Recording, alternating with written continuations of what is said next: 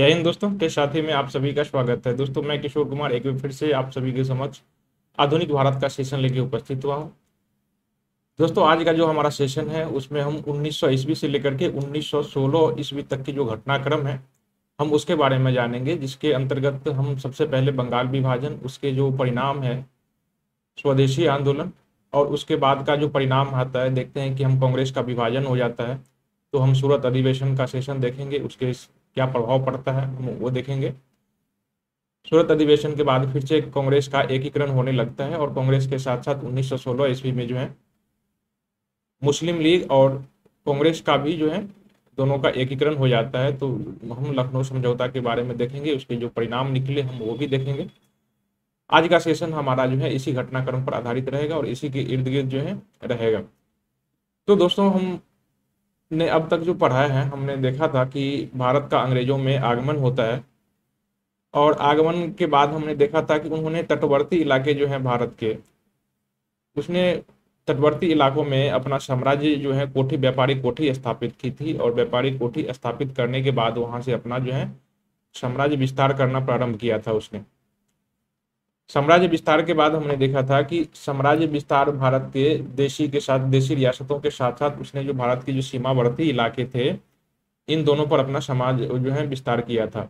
इस समाज विस्तार के क्रम में जो उसने जो नीतियां अपनाई थी, उनकी जो नीतियां थी, ये नीति विस्तार हमने देखा था कि ये 1600 जब से आया था 1609 में, तब से लेकर के ये 1857 ईस्वी तक अपना साम्राज्य विस्तार करता है। और इस विस्तार के क्रम में ये जो 200-250 सालों का काल है, इस काल में जो उसने नीतियां अपनाई थी, उसकी जो प्रशासनिक नीतियां थी, उनकी जो धार्मिक नीतियां थी,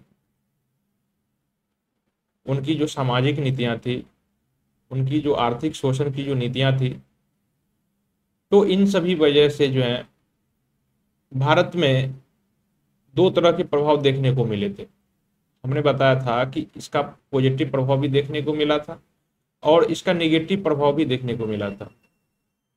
पॉजिटिव प्रभाव में हमने देखा था कि जो इसका जो पॉजिटिव प्रभाव हुआ था, उस पॉजिटिव प्रभाव के फलस्वरूप भारत में बहुत सारे विद्रोह हुए थे, जन आंदोलन हुए थे। उस विद्रोह में हमने बारी बारी से जनजाति विद्रोह, किसान विद्रोह, उस काल के जो और प्रमुख विद्रोह थे हमने बारी बारी से देखा था। और ये पूर्व, पश्चिम, उत्तर, दक्षिण सभी को देखा था। बंगाल से लेकर के मद्रास प्रेसिडेंसी और बॉम्बे प्रेसिडेंसी के साथ साथ जो लाहौर के इलाके में जो विद्रोह हुआ था हमने उसको भी देखा था, और देश के जो भीतरी जनजाति इलाके हैं वहां के होने वाले विद्रोहों को भी देखा था।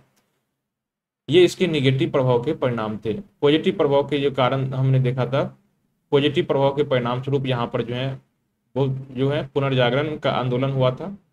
इसे धर्म सुधार आंदोलन भी कहते हैं आप लोग। तो इस धर्म सुधार आंदोलन के हमने देखा था कि भारत के धर्म सुधार, सभी धर्मों ने, हिंदू धर्म ने अपने धर्म में सुधार करने की कोशिश की थी, मुसलमान और सिख और पारसियों ने भी, सभी ने अपने अपने स्तर पर उस धर्म को सुधार करने की कोशिश की थी। धर्म में जो प्रचलित बुराइयां आ गई थी उसको दूर करने की कोशिश की थी।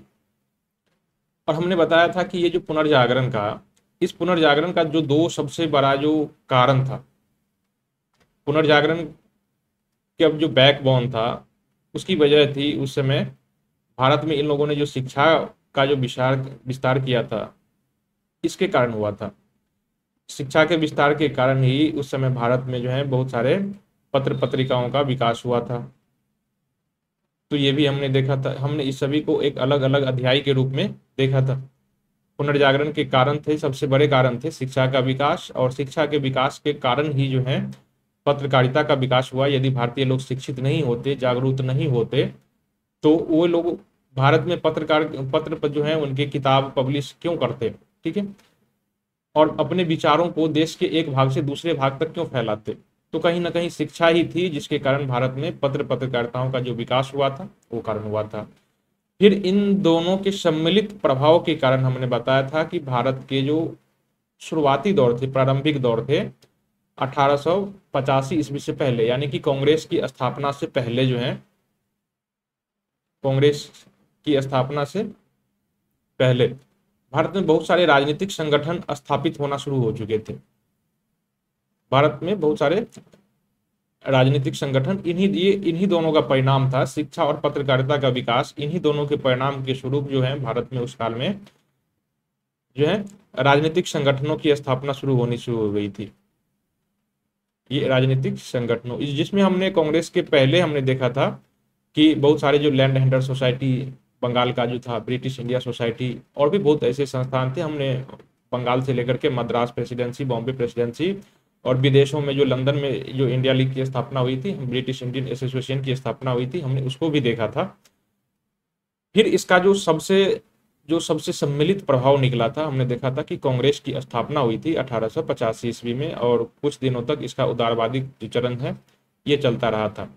ये जो राजनीतिक संगठन था और ये जो पत्रकारिता का विकास जो हुआ था और धर्म सुधार आंदोलन हुआ था, तो इन सबसे समाज का एक नेता वर्ग निकला था इस सबसे, और इन्हीं नेताओं ने मिलकर जो है राजनीतिक संगठन की स्थापना की और अपनी मांगों को सरकार के समक्ष रखने की कोशिश की थी। हमने इसकी नीतियों को भी देखा था कल की शुरुआत में, इन लोगों की नीतियां क्या थी, किस प्रकार ये अपनी मांगों को सरकार के समक्ष रखा करते थे। इस क्रम में जो है ये 1885 ईस्वी से जब से कांग्रेस की स्थापना हुई तब से लेकर के 1900 ईस्वी तक इन्होंने अपनी मांगों को जो सरकार के सामने रखा था और अपनी विचारों को जनता के समक्ष फैलाने में इसने महान सम्मान हासिल किया था। ये जो 1885 से लेकर के 1900 ईस्वी का काल था, इस काल तक इन्हें बहुत सम्मान मिली देशवासियों के प्रति। देशवासी अपने विचारों को देशवासियों के समक्ष रखा था पत्रकारिताओं के माध्यम से और राजनीतिक संगठनों के माध्यम से। तो देश के जो दूसरे हिस्से के एक जो जैसे कि बंगाल के जो सुरेंद्रनाथ बनर्जी है, इनके विचारों से जो है तिलक जी जो महाराष्ट्र के हैं, ये एक दूसरे के विचारों से अवगत हुए और वो एक दूसरे को एकजुट करने की कोशिश करने लगे। फिर जो है अब ये जल्दी ही इतनी लोकप्रिय होने लगे जनता के बीच में और ये जल्दी यूनाइट हो गए कि ये जो क्षेत्र था बंगाल का क्षेत्र, ये एक बहुत बड़ा राजनीतिक अड्डा बन गया था। बंगाल जो है इस समय एक राजनीतिक अड्डा बन गया था। सभी राजनीतिक जो है यहाँ पर आके मिलने लगे थे। कौन बन गया था? तो इस समय बंगाल बन गया था और ये सभी राजनीतिक यहाँ पर आके मिलने लगे थे। सभी क्रांतिकारी गतिविधि यहाँ से संचालित होने लगी थी। आप शुरुआत में देखते हैं जितने सारे जो संगठन स्थापित होते हैं वो इसी इलाके बंगाल के आसपास के क्षेत्र में ही इसका मुख्यालय स्थापित किया जाता है। तो सभी राजनीतिक संगठनों का यहाँ पर अड्डा बन गया था। तो यहाँ पर क्रांतिकारी वाली जो संघर्ष थी ये होने लगी थी, बहुत सारी क्रांतिकारी गतिविधि होने लगी थी शुरुआत में ही। और जब से आपने देखा था कि सन्यासी विद्रोह वगैरह हुआ था तो कुछ राजनीतिक हत्याएं भी जो है यहाँ से शुरू हो चुकी थी। आप 1885 देख रहे हैं, यहाँ से जस्ट कुछ ही दिनों बाद 1897 ईस्वी में देखते हैं कि चापेकर बंधु ने रैंड और एम्सहर्ट की हत्या कर दी थी पुणे में। तो इस तरह से राजनीतिक हत्या भी शुरू होने लगी थी। तो कहीं ना कहीं कांग्रेस को अब वहाँ की जो उस समय की जो सरकार थे उसको लगने लगा, उस समय के जो वायसराय थे उसको लगने लगा कि अब ये जो राजनीतिक अड्डा है ये सब यूनाइट होने लगे हैं, बंगाल यूनाइट होने लगा है, यहाँ के जो राष्ट्रवादी हैं ये सभी नेता सब यूनाइट होने लगे हैं। तो इसको तोड़ने की कुछ कोशिश की जाए, उसमें कुछ साजिश रची जाए। ठीक है, इसी एकता को तोड़ने के लिए जो है इन्होंने बंगाल विभाजन का प्रस्ताव रखा। बंगाल विभाजन का प्रस्ताव रखा। इसका बंगाल विभाजन इसका जो है सरकार का उद्देश्य एक ही था कि बंगाल विभाजन करके वहां से जो हिंदू और मुसलमान हैं दोनों को अलग अलग कर दिया जाए और राष्ट्रीय एकता में फूट डाली जाए। ऐसा सोच उस समय के जो गवर्नर जनरल थे, लॉर्ड कर्जन। इसका कार्यकाल था 1798 से ये 1900 ईस्वी के आसपास जो है यहाँ का 1905 ईस्वी के आसपास जो है इस समय बंगाल का ये गवर्नर जनरल था, भारत का वायसराय था।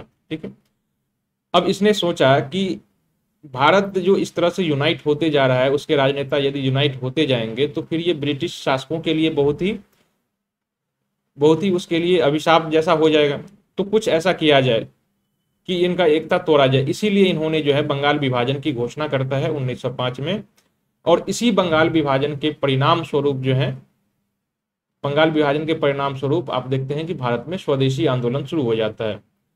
फिर स्वदेशी आंदोलन जो शुरू हो जाता है तो इनको लगने लगता है कर्जन को कि भाई देखो, हमने सोचा जो वो उसके उल्टा विपरीत क्रिया देखने को मिली, क्योंकि बंगाल विभाजन करके ये हिंदू और मुसलमानों को जो है डिवाइड करने की कोशिश कर रहा था। लेकिन ये स्वदेशी आंदोलन इतना बड़ा व्यापक आंदोलन शुरू हो गया था, ये इसने सोचा भी नहीं था। तो फिर इसने कुछ दूसरी साजिश रची। उसको लगा कि भाई स्वदेशी आंदोलन में सबसे महत्वपूर्ण भूमिका निभाने वाले जो लोग थे वो कांग्रेस के नेता ही थे, तो क्यों न कि कांग्रेस को ही तोड़ दिया जाए। कांग्रेस को ऐसी सोच जो है ये करजन के विचार में आई, इसलिए इसने एक सार्वजनिक रूप से एक जो है तोड़ने के लिए एक कथन जारी किया था, उसने एक वक्तव्य जारी किया था, कांग्रेस पर एक टिप्पणी की थी। मैं आपको बहुत ही कुख्यात टिप्पणी है, मैं आपको सुनाता हूं। इसने कहा था, करजन ने, इसी स्वदेशी आंदोलन के काल में ही, कि कांग्रेस अपने पतन की ओर लड़खड़ा रही है, कांग्रेस अपने पतन की ओर लड़खड़ा रही है। भारत में मेरे रहते हुए इच्छा है कि इसके मरने में मैं सहयोग करूं।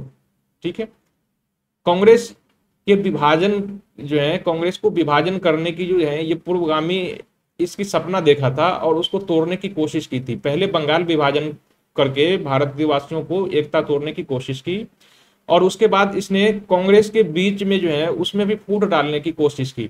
1907 में जो सूरत अधिवेशन में जो कांग्रेस का फूट पड़ता है, वो राष्ट्रवादियों ने इसकी साजिश को, फूट डालो और शासन करो की नीति को भांप नहीं पाया था भारतीय राष्ट्रवादियों ने। ये चीज करजन पहले ही अपने सपने में देख चुका था और उसकी योजना बना चुका था कि कांग्रेस को फूट डालना है। इसके लिए उसने पहले सपना देखा, तभी उसने टिप्पणी की। टिप्पणी आप देखते ही हैं कि कांग्रेस अपने पतन की ओर लड़खड़ा रही है और मेरी आशा है कि उसके मरने में मैं सहयोग करूं। इसलिए उसने सहयोग के स्वरूप ये किया कि स्वदेशी आंदोलन के समय बहुत सारे अध्यादेश जारी किए, और अध्यादेश में ऐसी ऐसी अध्यादेश थे कि उस समय जो क्रांतिकारी गतिविधि हो रही थी, उस समय के जो गरम दल के नेता थे, बाल गंगाधर तिलक वगैरह, उस सभी को अरेस्ट कर लिया। लाला लाजपत राय, बिपिन चंद्र पॉल और ये तिलक जो थे, जिसे लाल वाल पाल कहा जाता है, इन तीनों को अरेस्ट कर लिया गया। बहुत सारे प्रेस पर प्रतिबंध लगाने के लिए कानून लाए गए। हम लोग अभी चर्चा करेंगे कि कौन कौन से कानून लाए गए थे। तो एक तरफ तो इसको जो है बहुत सारे कानून ला करके जो है इसको प्रतिबंधित करके और जेल में डालने की कोशिश की, और दूसरी तरफ जो था उदारवादी, उनको जो है आप देखते हैं कि उनको खुश करने के लिए जो है उसने एक जो सपना दिखाना शुरू किया कि यदि तुम लोग मेरी बात मानते हो, वायसराय ने कहा, यदि तुम लोग मेरी बात मानते हो और खुद को नरम दल, गरम दल जो था उग्रवादी, उनसे यदि खुद को दूर रखते हो, तो हम लोग तुम्हें जो है विधान परिषद में सदस्यता देने की कोशिश करेंगे, विधान परिषद का विस्तार करेंगे, और इसके लिए जल्द ही कोई उचित कदम उठाया जाएगा। और इसी के फलस्वरूप उसने जो है मार्लियामेंटो सुधार अधिनियम 1909 लाता है। ठीक है, तो एक तरह की उसने जो है डिवाइड एंड रूल पॉलिसी जो है, उसने गरम दल और नरम दल को तोड़ने की कोशिश की थी। कांग्रेस वाले इसको भांप नहीं पाए और 1907 में जो है ये विभाजन हो गया। विभाजन होने के परिणाम स्वरूप आपने देखा कि सारे जो है राष्ट्रवादी जो थे उस समय के उग्रवादी, वो सभी जेल चले गए, और जो उदारवादी थे उनकी लगभग मृत्यु हो चुकी थी। उसके बीच में 1907 से लेकर के आगे जो घटनाक्रम होता है उसके बीच में मृत्यु हो जाती है। तो कुल मिला के राष्ट्रीय आंदोलन जो है एकदम रूप से दब जाती है पूरा का पूरा, और यही वो करजन चाहता था, ब्रिटिश सरकार यही चाहती थी। दूसरा इसने क्या किया, राजनीतिक जो अड्डा बन चुका था बंगाल, इसको भी उसने यहाँ से हटा करके दिल्ली ले गया उठा के। ऐसा इसलिए दिल्ली ले जाने के, राजधानी को दिल्ली ले जाने के कारण इसके भी दो उसके मकसद थे।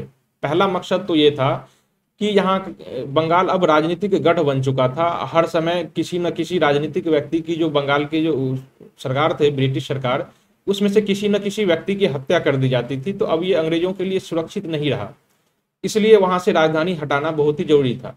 दूसरी बात एक और थी कि ये देखिए, कांग्रेस में फूट तो डाला ही, बंगाल में फूट डाला ही, अब ये भारत के समाज में भी फूट डालना चाहता था। इसके लिए उसने 1909 के जो मार्लियामेंटो सुधार में जो आपने देखा था सांप्रदायिक जो था वोट वाला सिस्टम, पृथक चुनाव पृथकीकरण प्रणाली, उसको जो है वो तो लागू किया ही, साथ ही इसने मुस्लिम, भारतीय के जो मुसलमान थे, इसको हिंदुओं से अलग रखने के लिए इसने एक और साजिश रची, और इसी को खुश रखने के लिए जो है इन्होंने मुसलमानों का, जो भारतीय मुसलमानों का जो दूसरा सबसे प्रमुख केंद्र था भारत, वो उस समय दिल्ली ही था।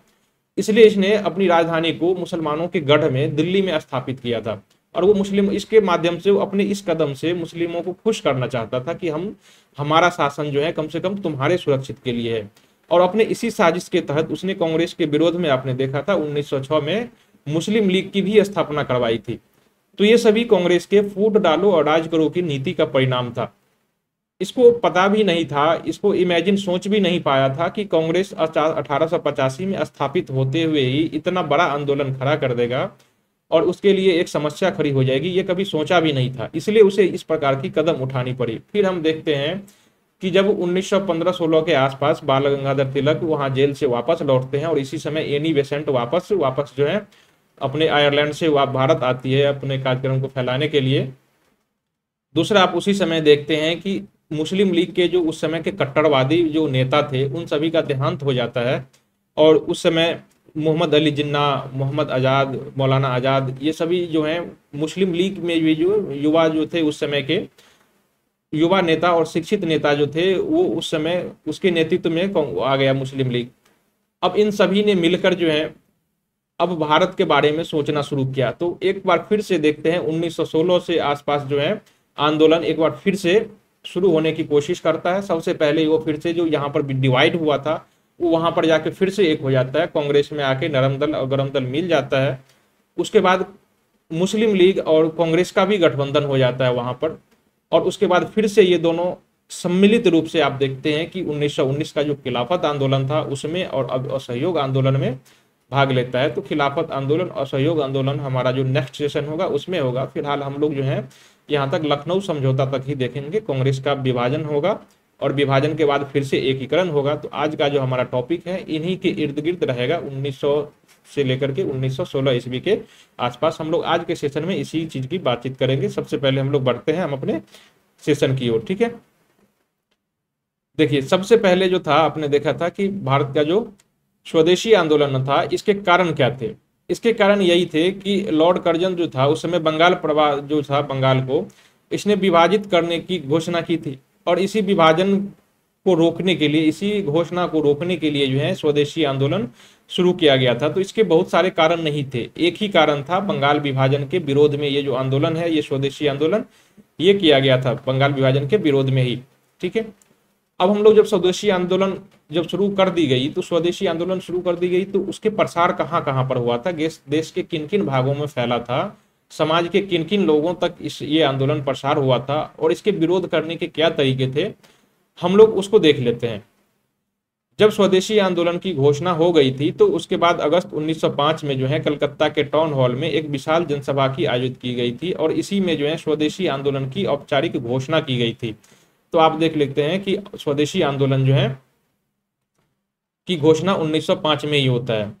इसमें अब इसका प्रसार का तरीका क्या था, इसमें जो है इसने मैनचेस्टर यानी ब्रिटेन में जो निर्मित कपड़ा था और लिवरपूल में जो नमक निर्मित होता था, भारत में ही भारत के आप देखते हैं कि इतनी लंबी तटरेखा है 7,7500 मतलब 7,000 से लेकर 7,500 किलोमीटर तक की भारत की तटरेखा है, वहां पर नमक बनाए जाते हैं। जब भारत में ही नमक बनाए जाते हैं तो हम तुम्हारे लिवरपूल जो है वहाँ ब्रिटेन में स्थित है, तो हम तुम्हारे कपड़े अभी तक जो भारतीय इतिहास में सारे कपड़े जो हैं पूरे यूरोप को, पूरे अरब वासियों को पूरा कपड़ा जो है इंडिया से जाता था, यहाँ से निर्यात किया जाता था, वो लोग हमारे कपड़े पहनते थे और तुम अब हमें जो है तुम अपने कपड़े पहना रहे हो, ठीक है। अब इसका विरोध करना शुरू किया, ठीक है। तो वहाँ मैनचेस्टर में निर्मित कपड़े और लिवरपूल में जो नमक हो रहे थे उसका भारत में आयात किया जा रहा था, तो इसके बहिष्कार का निर्णय लिया गया था। बंगाल विभाजन जब लागू हुआ था तो इसी दिन वंदे मातरम गीत गा करके लोगों ने अपने विरोध का प्रदर्शन किया था। इसी समय रविन्द्रनाथ टैगोर ने अमार सोनार बंगला नामक जो है एक गीत की प्रसिद्ध रचना की थी। बाद में जाकर के जो है ये बांग्लादेश का जो आप देखते हैं कि ये बांग्लादेश का राष्ट्रगीत बन जाता है, जैसे हमारा जनगण मन है वैसे ही ये अमार सोनार बांग्ला है जो बांग्लादेश का राष्ट्रगान जाके बन जाता है। इस काल में लोगों ने अपना विरोध का प्रदर्शन करने के लिए और यूनाइट होने के लिए, एकीकरण का प्रदर्शन करने के लिए इन्होंने एक दूसरे के हाथों पर इसने राखी बांधी थी, ठीक है। तो ये तो उनके विरोध के तरीके थे, इस प्रकार से उन्होंने अपना विरोध प्रदर्शित किया था। लेकिन इस आंदोलन का प्रसार भी हम लोग देखते हैं कि बंगाल के बाहर जो है ये आंदोलन कहाँ कहाँ तक फैला था। इस आंदोलन का जो है पूना और बॉम्बे की जो है महाराष्ट्र का जो एरिया है, यहाँ पर स्वदेशी आंदोलन को बाल गंगाधर तिलक ने अपना नेतृत्व प्रदान किया था। यानी महाराष्ट्र में जो स्वदेशी आंदोलन हुआ था इसका नेतृत्व बाल गंगाधर तिलक ने किया था। पंजाब में लाला लाजपत राय और अजित सिंह ने जो है इसे अपना नेतृत्व प्रदान किया था। सैयद हैदर रजा इन्होंने दिल्ली में स्वदेशी आंदोलन का नेतृत्व प्रदान किया था और चिदम्बरम पिल्लई ने मद्रास में जो है स्वदेशी आंदोलन का नेतृत्व प्रदान किया था। तो इस प्रकार आप देखते हैं कि स्वदेशी आंदोलन की घोषणा होती है, घोषणा के बाद इनके विरोध के तरीके देख लेते हैं कि किस प्रकार से स्वदेशी आंदोलन आगे बढ़ता है, और उसका प्रसार देख लेते हैं कि देश के किन किन भागों में स्वदेशी आंदोलन फैला था और वहां पर उसने इसका नेतृत्व किसने किया था। अब इस स्वदेशी आंदोलन पर कांग्रेस की क्या प्रतिक्रिया रही, अब ये भी देख लेते हैं। 1905 में ही कांग्रेस का एक सम्मेलन अधिवेशन बुलाया गया था, और ये सम्मेलन अधिवेशन जो है ये बनारस में आयोजित किया गया था। ठीक है, तो इसमें इस अधिवेशन में जो है बंगाल विभाजन की निंदा की गई थी, और बंगाल विभाजन विरोधी और स्वदेशी आंदोलन के समर्थन के लिए एक संकल्प पारित किया गया था।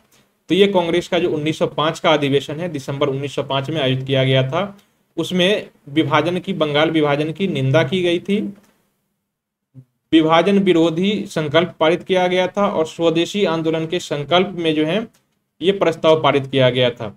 1906 ईस्वी में अगले साल फिर से कांग्रेस का अधिवेशन बुलाया जाता है, और इस बार का अधिवेशन कलकत्ता में बुलाया जाता है। इसके अध्यक्ष दादा भाई नौरोजी थे। इसमें स्वशासन अथवा स्वराज को जो है भारत का या कांग्रेस का लक्ष्य निर्धारित किया जाता है। कहता है कि अब हमें जो है स्वशासन अथवा स्वराज चाहिए। स्वराज का मतलब होता है, उस समय ब्रिटेन ने आयरलैंड जैसे देशों को जो औपनिवेशिक दर्जा दिया था, उस प्रकार की दर्जा दिया जाए। मतलब कि केवल गवर्नर जनरल जो है उसका नाम मात्र का प्रधान रहे, और भारत की समस्त जो कार्यकारी शक्ति है, प्रशासनिक शक्तियां हैं, वो भारतीयों को सौंप दी जाए। गवर्नर जनरल केवल उसका प्रतिनिधि बन के, ब्रिटिश सम्राट का प्रतिनिधि बन के भारत में जो है शासन करता रहे। इस प्रकार की मांग थी स्वशासन का, यही मतलब था इस समय। ठीक है, अब देखिए, अब यहां से 1906 ईस्वी में जो अधिवेशन हुआ था कलकत्ता में, यहां से मतभेद दोनों के, कांग्रेस और मुस्लिम लीग के जो मतभेद है यहाँ पर सामने, कांग्रेस के जो उदारवादी और जो नरमवादी हैं, उग्रपंथी और नरमपंथी, इनके बीच मतभेद सामने खुलकर सामने आने लगे थे। ये मतभेद इसके लिए हुआ था कि कांग्रेस के जो उग्रवादी थे, ये चाहते थे कि आंदोलन जो है बंगाल से निकल के भारत के अलग अलग हिस्सों में, देश के पूरे हिस्से में फैलाया जाए। मतलब आंदोलन का पूरे देशव्यापी आंदोलन हो। दूसरा, ये जो गर्मपंथी थे, जो उग्रवादी थे, जो जिसका नेतृत्व लाल बाल पाल कर रहे थे, लाला लाजपत राय, बिपिन चंद्र पाल और अरविंद घोष, ये सब चाहते थे, बिपिन चंद्र पाल ये सब वगैरह सब कर रहे थे। ये चाहते थे कि आंदोलन में जो है केवल एक ही मुद्दा उठाया गया है, सामाजिक बहिष्कार और विदेशी वस्तुओं के बहिष्कार। तो इस आंदोलन का जो है और आगे विस्तार किया जाए, जैसे कि सरकार से असहयोग करना। सरकार से असहयोग कैसे हो? जो काम उसने 1920 ईस्वी में कांग्रेस ने किया था, क्या किया था उस समय? जितने सारे कांग्रेसी नेता थे, राष्ट्रवादी नेता थे, उन्होंने अपने अपने पदों से इस्तीफा देना शुरू कर दिया था। तो इस प्रकार से असहयोग सरकार के प्रति जो है असहयोग की नीति अपनाने को कहा था। गर्मवादी जो थे, उस समय के गर्मपंथी थे, कहा था कि जो अपने पद में, जिलाधीश के पद पर हैं, वो भारतीय इस्तीफा दे दें। जो सरकार के विधान परिषद में है, एग्जीक्यूटिव काउंसिल में रहे, वो वहां से इस्तीफा देते। जो वकालत करते हैं वो इस्तीफा देते। जो सरकारी स्कूल के प्रिंसिपल वगैरह जो है, या फिर छोटे टीचर हैं, वो इसे इस्तीफा दे दें। पुलिस जो है या फिर पुलिस प्रशासन में जो भी अधिकारी हैं, वो सभी इस्तीफा दे दें। मतलब पूर्ण रूप से सरकार का जो है असहयोग करना है। नरमपंथी इसके विरोध में थे, वो इसका विरोध नहीं करना चाहती थी। इसके माइंडसेट में अब भी था कि अंग्रेज भारत के जो है हितैषी हैं, भारत के हित में काम करेगी। ठीक है, तो इसलिए इसका विरोध नहीं करना चाहते थे। दूसरा, गर्मपंथी एक और बात चाहते थे, वो भारत के पूरे देश में तो फैलाना ही चाहते थे आंदोलन को, साथ ही वो शहरों से निकल के ग्रामीण क्षेत्रों में भी जाने की कोशिश कर रहे थे। वो चाहते थे कि भारत का आंदोलन केवल शहरों तक ही सीमित न रहे, गांव गांव तक पहुंचे, और उसमें जो गांव की जो किसान हैं, वहां की जो महिलाएं हैं, उसको भी आंदोलन में शामिल किया जाए। जो नरमपंथी थे उस समय, वो उसके विरुद्ध थे। उनका कहना था कि उस समय के जो ग्रामीण वासी हैं, वो एक तो अशिक्षित हैं, दूसरा उन्हें राजनीतिक समझ नहीं है, और वो लोग आंदोलन के लिए अभी तक तैयार नहीं हुआ है। तो हम वहां तक आंदोलन को फैलाने में अभी तक सक्षम नहीं है। इन्हीं दोनों बातों को लेकर दोनों में मतभेद शुरू हो चुका था। और ये मतभेद जो है एक और बातों को लेकर हुआ था, वो था कांग्रेस के अध्यक्ष पद को लेकर के।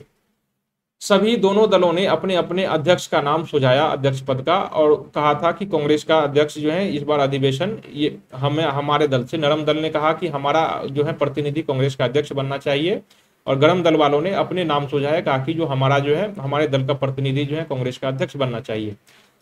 लेकिन बाद को विवाद बढ़ता देख करके दादा भाई नौरोजी को उस बीच में से किसी ने नाम सुझा दिया, तो फिर दोनों के दोनों जो दल है वो चुप रह गए, क्योंकि दादा भाई नौरोजी उस समय एक बहुत बड़ी हस्ती थे, तो किसी ने उसका विरोध नहीं किया और 1906 ईस्वी में विभाजन जो होने से है वो बच गया, कांग्रेस का विभाजन नहीं होने पाया था। ठीक है, तो लेकिन विभाजन तो नहीं हो पाया, लेकिन विभाजन के जो कारण थे, मतभेद थे, वो यहाँ से सामने सबके सामने प्रकट हो गए थे। और यही विभाजन आप अगले साल जो देखते हैं 1907 का जो सूरत अधिवेशन होता है, वो प्रकट होने के अभी तो प्रकट हुआ और वहां पर सामने आके इसी मुद्दे पर वो विभाजन शुरू हो जाता है। हमने अभी गिनाया आपको विभाजन का मुद्दा क्या था।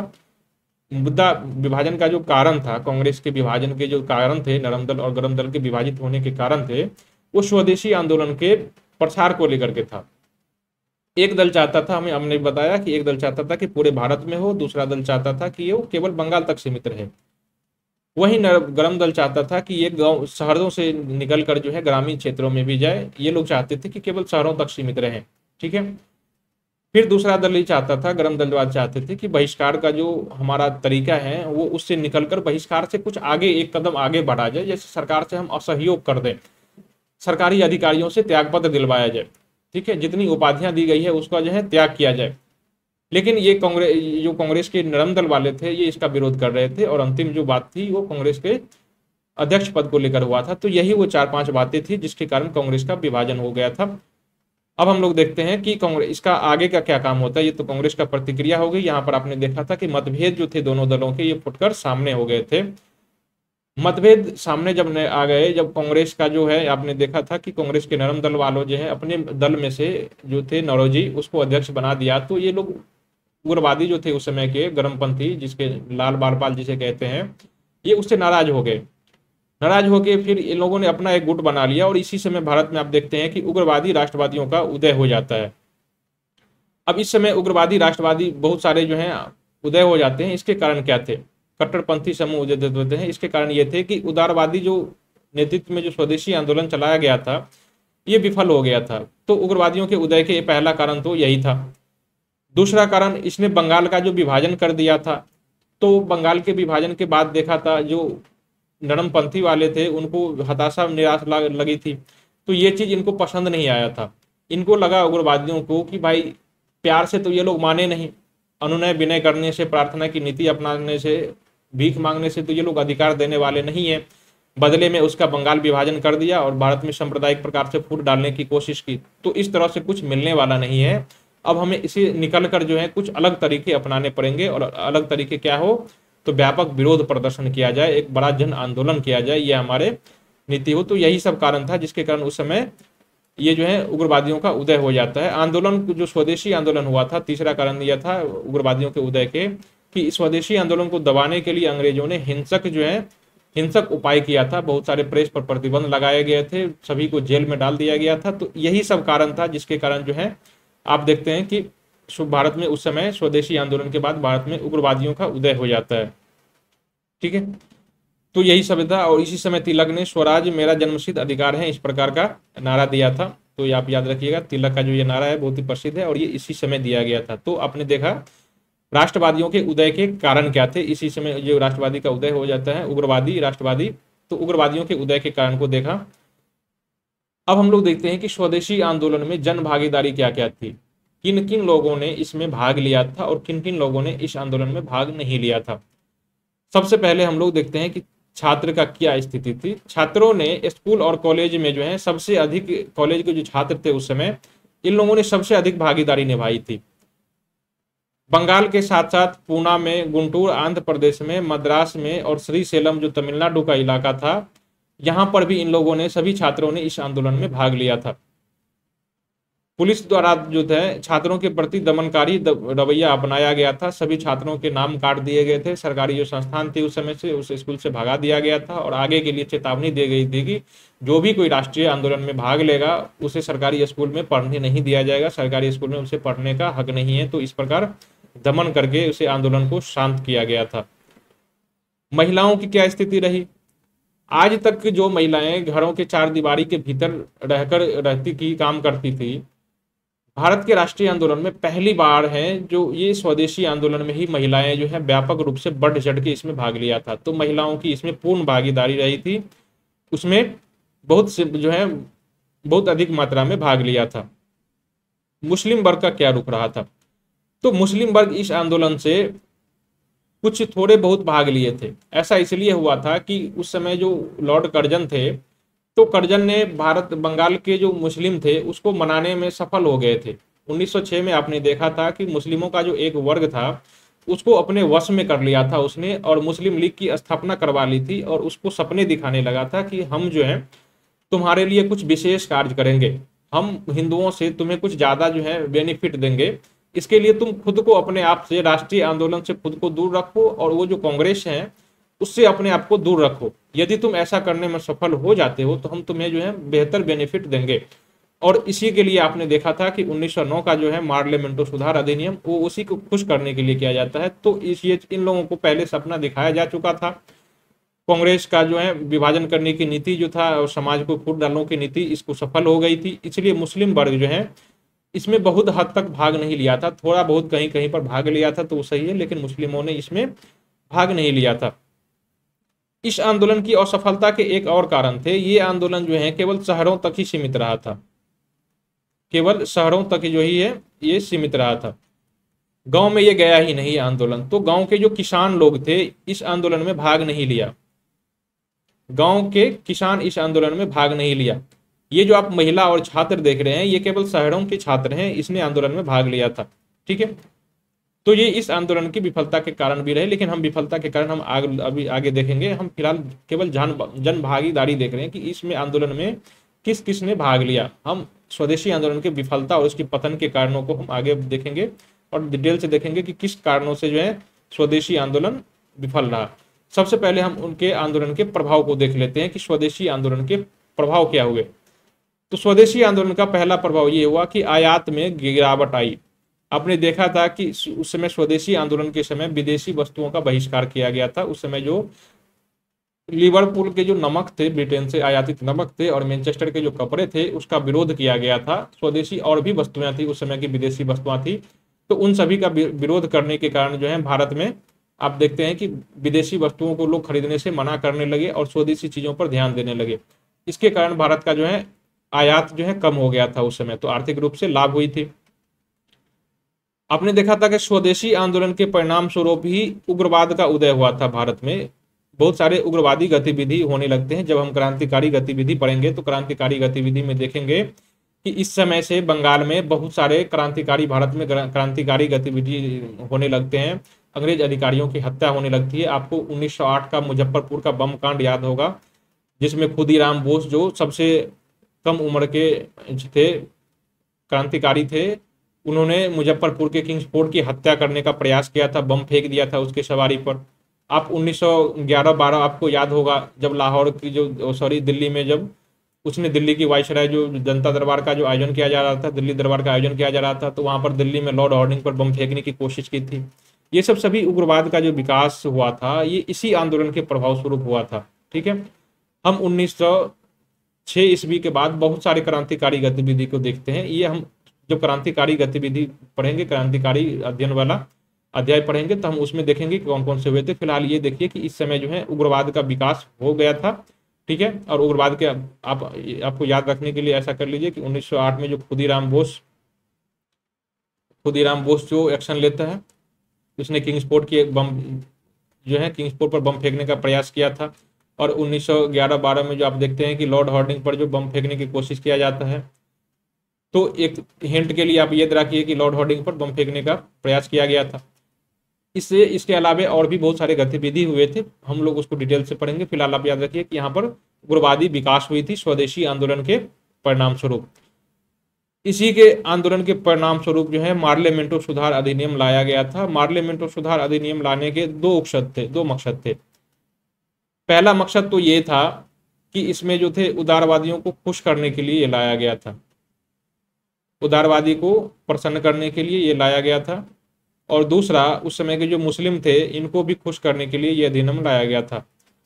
तो उदारवादियों के लिए क्या किया गया था, इसने आपने देखा था कि विधान परिषद में जो है उसका साइज बढ़ाया गया था, सदाभारतीय सदस्यों को जो है वो दी गई थी, विस्तार किया गया था।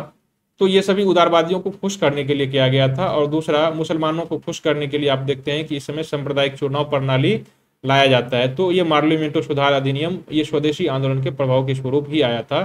स्वदेशी आंदोलन में कहा जाता है कि जो उदारवादियों के लिए जो रियायत दी गई थी, इस रियायत का मसौदा गोपाल कृष्ण गोखले ने तैयार किया था।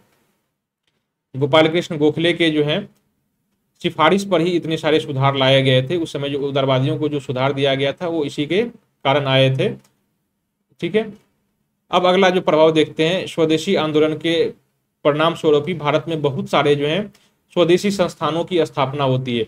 रविन्द्रनाथ टैगोर ने शांति निकेतन की स्थापना की थी उस समय, शिक्षा जो है एक विद्यालय की भांति।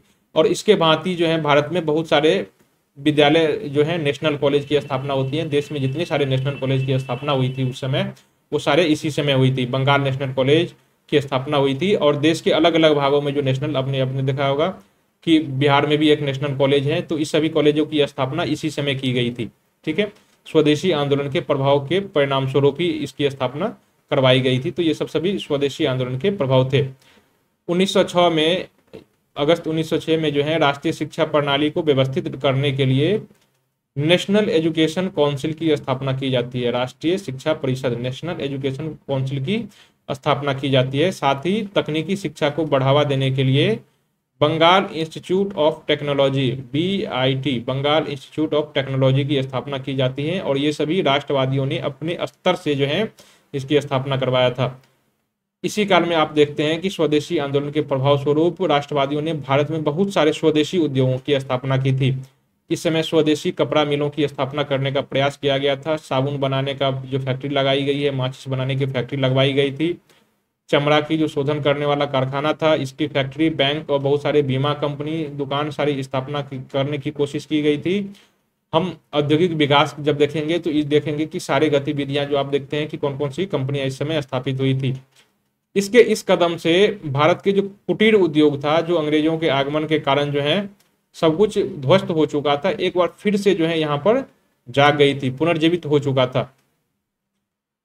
इसी के काल में विदेशी जो इसी के प्रभाव स्वरूप, स्वदेशी आंदोलन के प्रभाव स्वरूप ही विदेशी खरीदारों, विदेशी जो वस्तुओं का खरीदने वाला जो जनता था और विदेशी वस्तुओं को बेचने वाला जो दुकानदार होता था, इन दोनों का बहिष्कार किया गया। सभी जो राष्ट्रवादी और जनता थे वो सभी दुकानों पर जाके, दुकानों के समक्ष सामने जाकर धरना देने लगे थे और वो नजर रखते थे कि कौन कौन से दुकान क्या बेच रहा है। यदि कोई विदेशी सामान बेच रहा है तो उस दुकानदारों का बहिष्कार कर देता था। बहिष्कार मतलब अब उस दुकानदार से कोई भी सामान नहीं खरीदता। दूसरा, ये चीज जनता पर भी लागू की गई थी। यदि कोई स्त्री या पुरुष या फिर भारतीय जनता यदि किसी विदेशी साड़ी को पहन रहा है, विदेशी धोती को पहन रहा है, तो उसका सामाजिक रूप से बहिष्कार किया जाएगा, यानी समाज के कोई दूसरा गुट उससे संपर्क नहीं रखेगा।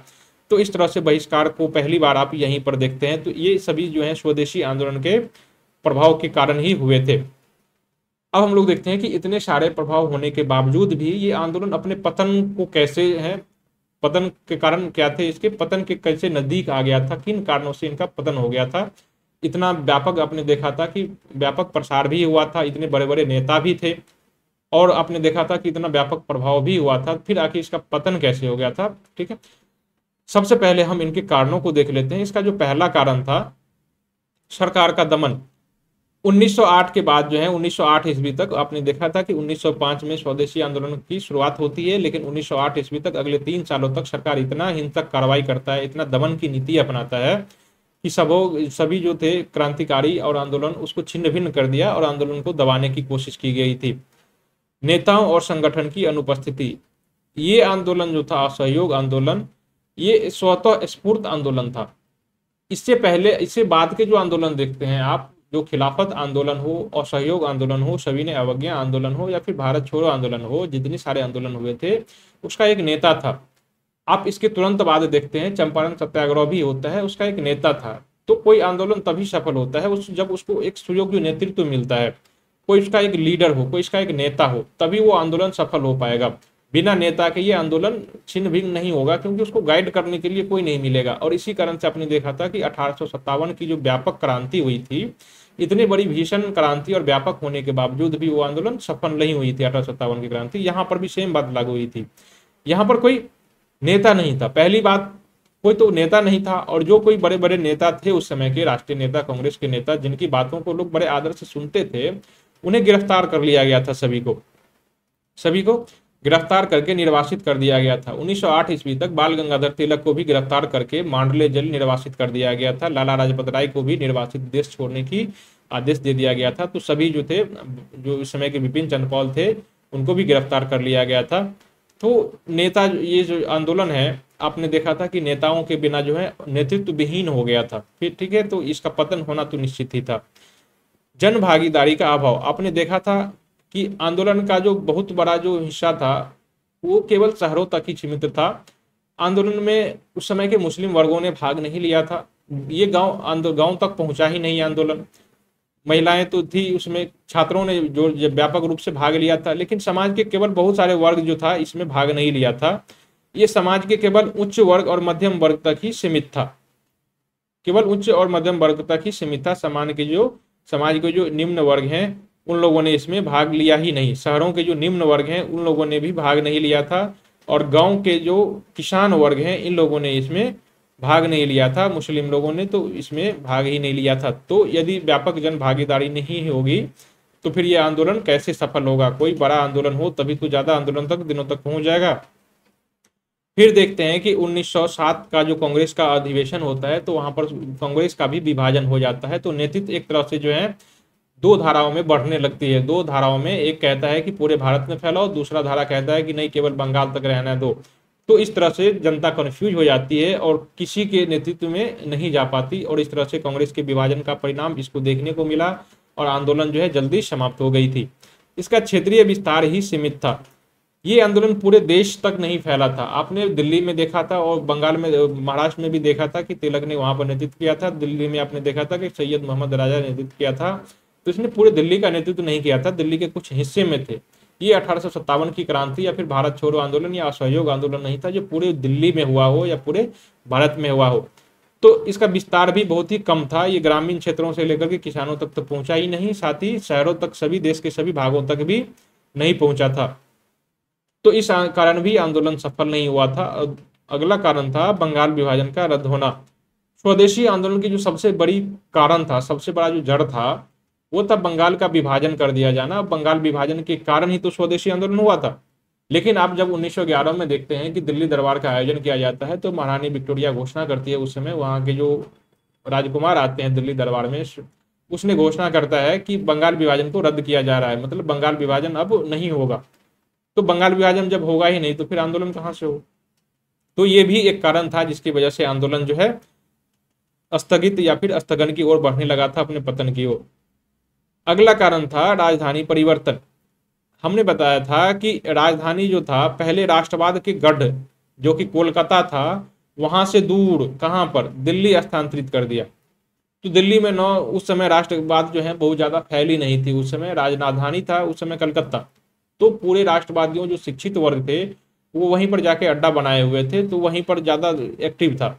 लेकिन अब जो दूर स्थानांतरित किया गया था, तो इसका मकसद भी यही था कि आंदोलन को धीमी करना। ठीक है, तो इस कारण भी जो है ये आंदोलन जो है अपने पतन की ओर चला गया था। तो आपने कुल मिला के 6-7 कारण देखे जिसके कारण ये आंदोलन जो है अपना पतन की ओर चला गया। स्वदेशी आंदोलन सफल नहीं हो पाया था।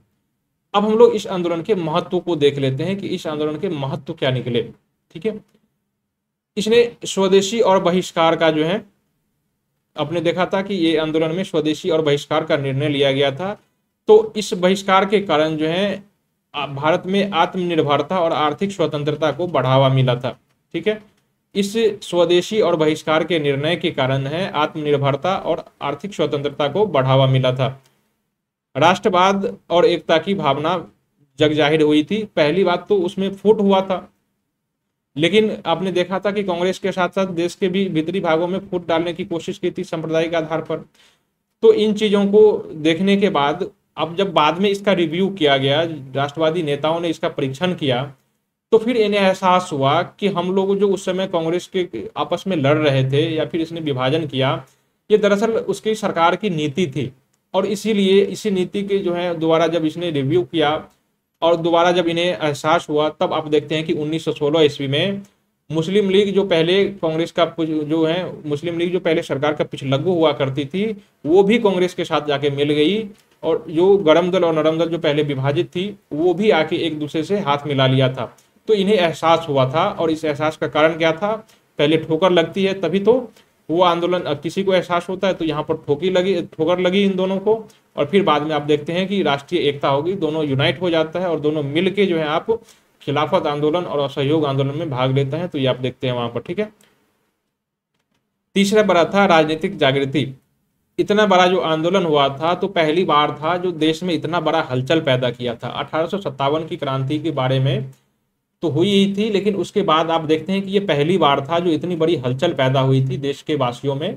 भले ही ये आंदोलन पूरे भारत में न फैला हो, देश के आंतरिक भागों में न फैला हो, लेकिन समाचार पत्रों के माध्यम से ये देश के अगले 10-15 सालों तक ये उस बात को फैलाने की कोशिश करती रही। जनता में जागृति आने की कोशिश की। जनता ने, जो उस समय के राष्ट्रवादी नेता थे, इस समय की गलतियों से सीखा। और इसीलिए यहाँ पर जो भारतीय मुसलमान पीछे छूट गए थे, भारत के ग्रामवासी जो पीछे छूट गए थे, उसको आगे खिलाफत आंदोलन और असहयोग आंदोलन में साथ लेने की कोशिश की राष्ट्रवादियों ने। और दोनों मिलकर आप देखते हैं कि जो है आप देखते हैं कि भाग लेता है। तो ये जो जागृति है, राजनीतिक जागृति, ये कहाँ से आया था? तो ये कहीं ना कहीं इसी स्वदेशी आंदोलन में जो ठोकर लगी थी, ये इसी का परिणाम था। आर्थिक सशक्तिकरण भी होता है इस आंदोलन के परिणाम स्वरूप, क्योंकि आप देखते हैं कि स्वदेशी के कारण जो है सभी स्वदेशी उद्योग स्थापित किए जाते हैं। छोटे छोटे लघु उद्योग, दिया सलाई उद्योग, छोटे छोटे केमिकल स्टोर की स्थापना की जाती है। साबुन उद्योग जो छोटे छोटे स्तर पर हैं, कपड़ा उद्योग बहुत सारे स्थापित किए जाते हैं, बैंक बीमा कंपनियां स्थापित की जाती है। इन सभी का के कारण जो है भारत में आत्मनिर्भरता और जो है ये आर्थिक सशक्तिकरण वाली जो है चीजें ज्यादा विकास हो रही थी। इस समय कुटीर उद्योग को बढ़ावा दिया जाने लगा था। तो ये इसका महत्व था स्वदेशी आंदोलन का, कि इसी के कारण है ये आर्थिक सशक्तिकरण हो पाया था। महिला सशक्तिकरण भी इस आंदोलन के फलस्वरूप हुआ था। महिला जो अब तक चार दीवारी के भीतर कैद रहा करती थी, वो पहली बार आपने देखा था कि स्वदेशी आंदोलन में उन लोगों ने बढ़ चढ़ के हिस्सा लिया था। तो कुल मिला के आप देखते हैं कि इस आंदोलन में महिलाओं की सशक्तिकरण के लिए भी ये आंदोलन महत्वपूर्ण था। ये आंदोलन अन्य जो पहलू थे उनके लिए भी महत्वपूर्ण था, क्योंकि आप इस आंदोलन के देखते हैं कि स्वदेशी शिक्षा के बढ़ावा देने के लिए अब तक भारत में देखते हैं कि अंग्रेज जो है अंग्रेजी शिक्षा के प्रसार के लिए सारे काम करता है अपने स्तर से। लेकिन पहली बार जो है भारत के राष्ट्रवादी ने अपने स्तर से अपनी आर्थिक सहायता के माध्यम से नेशनल स्कूल की स्थापना की थी। गुरु जो रविन्द्रनाथ टैगोर थे, उसने शांति निकेतन की स्थापना की थी।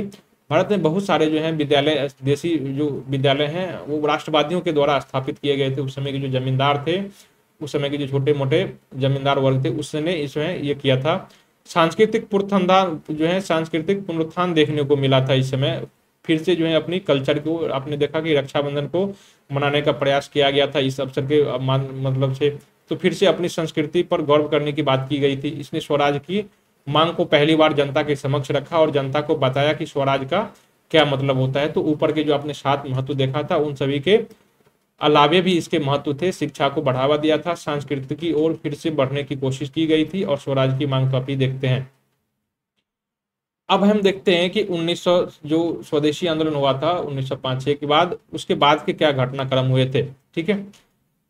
उसके बाद सूरत अधिवेशन हुआ था 1907 में। हमने देखा था कि 1906 में कांग्रेस के जो कांग्रेस का अधिवेशन हुआ था कलकत्ता में, जिसके अध्यक्ष दादा भाई नौरोजी बने थे। हमने वहां पर आपको बताया था कि दोनों की जो है नरम दल और गरम दल की जो विचारधाराएं हैं, यहाँ पर प्रकट होने लगी थी और फूट डालने की कोशिश की गई थी। अब जल्द ही लगने लगा था कि अब बहुत जल्द, ज्यादा दिनों तक जो है ये कांग्रेस यूनाइट नहीं रह सकता। और फिर इसी का जो परिणाम था, ये सूरत अधिवेशन में देखने को मिला था। दूसरा, ये सभी जो एक आपने बताया था कि ये सभी उस समय की सरकार की एक सोची समझी रणनीति थी। उसने भारतीयों को, भारत के राष्ट्रवादी हो या फिर उस समय के कांग्रेस हो, इन दोनों को जो है तोड़ने की कोशिश में बहुत ही सफल रहा था। क्योंकि उसने भारत के समाज को तोड़ने के लिए जो है आपने देखा था कि मुस्लिम लीग की स्थापना करवा दी थी, और राष्ट्रवादियों से भारत के जो मुसलमान थे उसको दूर कर लिया था। स्वदेशी आंदोलन में मुसलमानों ने भाग नहीं लिया था। ये सब उसके फूट डालो की नीति के परिणाम थे। दूसरा, उसने कांग्रेस के भीतर भी विभाजन कर दिया था, क्योंकि आप देखते हैं कि सूरत विभाजन का सपना कर्जन ने पहले ही देख लिया था। उसने जानबूझ के करवाया था और लग रहा था कि पूरी की पूरी रणनीति कर्जन के द्वारा ही बनाई गई थी, क्योंकि देखिए इसी समय स्वदेशी आंदोलन के समय ही कर्जन ने कहा था कि कांग्रेस अपने पतन की ओर बढ़ रही है और मेरे जीवन की सबसे बड़ी अभिलाषा है कि मैं इसे शांतिपूर्वक तरीके से समाप्त होने में मदद करूं।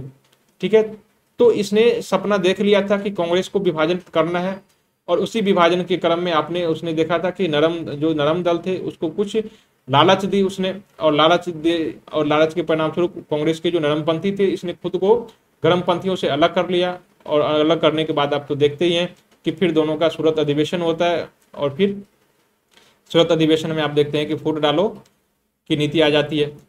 हम फिर भी देखते हैं कि इसके कारण क्या क्या थे, किन किन कारणों से स्वदेशी आंदोलन के बाद जो है सूरत में कांग्रेस के नरम दल और गर्म दल का विभाजन हो गया था। सबसे पहला कारण था कि उस समय की जो ब्रिटिश सरकार थे इसके फूट डालो और राज करो की नीति, डिवाइड एंड रूल की नीति थी। ठीक है, ऐसा इसलिए उन्होंने, उदाहरण के लिए आप देख सकते हैं कि 1909 का जो सुधार अधिनियम था ये उस समय के नरमपंथियों को भ्रमित करने के लिए और भारतीय मुसलमानों को खुश करने के लिए लाया गया था। चरमपंथियों के बिना नरमपंथियों के पास कोई लोकप्रिय आधार नहीं था। ठीक है, और उन्हें अपनी ही लोगों का सम्मान और समर्थन खो दिया था। दूसरा, आपने देखा था कि फूट डालो की जो नीति है इसकी हम थोड़ा व्याख्या कर देता हूं कि इसने किस प्रकार फूट डालो की नीति लाई थी।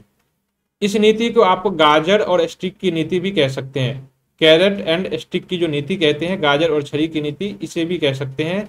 इसे दमन समझौता दमन की नीति भी कह सकते हैं। दमन किसके साथ किया जाए, उसके साथ जो विरोध करे, और समझौता किसके साथ किया जाए, जो नरम रूप से व्यवहार करे। तो ये नरमपंथियों के लिए समझौता की रणनीति थी, और दमन उसके लिए था जो उसका विरोध करे, यानी कि गर्मपंथियों के लिए। तो इसे ही स्टिक एंड कैरेट की जो पॉलिसी कहा जाता है, ये इसे ही कहा जाता है। इसने जो छड़ी की नीति है, इस छड़ी की नीति के तहत आप देख रहे हैं कि इसने गर्मपंथियों के लिए बहुत सारे अध्यादेश पारित किए थे, बहुत सारे कानून पारित किए थे, और उस कानूनों के तहत सभी को जो है प्रेस पर प्रतिबंध लगाया गया था। सभी उस समय के जो क्रांतिकारी थे उसको गिरफ्तार कर लिया गया था, किसी को जेल में डाल दिया गया था, या फिर किसी को निर्वासित करके देश निकाला दे दिया गया था। बाल गंगाधर तिलक को आप देखते हैं कि उस समय मांडले जेल भेज दिया जाता है, और लाला लाजपत राय, बिपिन चंद्र पॉल को देश से निर्वासित कर दिया जाता है। उसी समय बिपिन चंद्र पॉल भी, अरविंद घोष भी देश छोड़ के आप देखते हैं कि वहाँ जो है अराबिलो जो है आश्रम चला जाता है।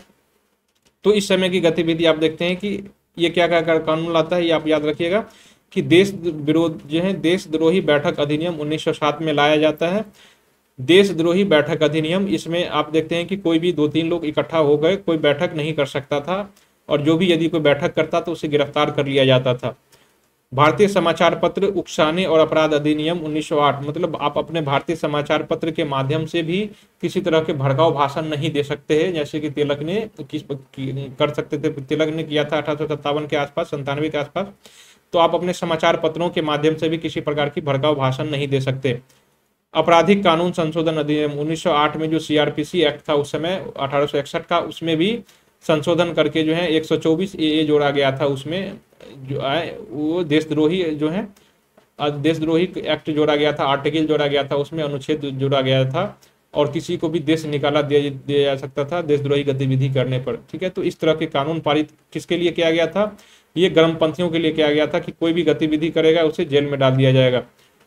भारतीय प्रेस अधिनियम 1910 लाया गया था, और इस पे प्रेस पर प्रतिबंध लगाने की कोशिश की गई थी। बाल गंगाधर तिलक को आप देखते हैं कि 6 साल के लिए कैद करके मांडले जेल भेज दिया गया था।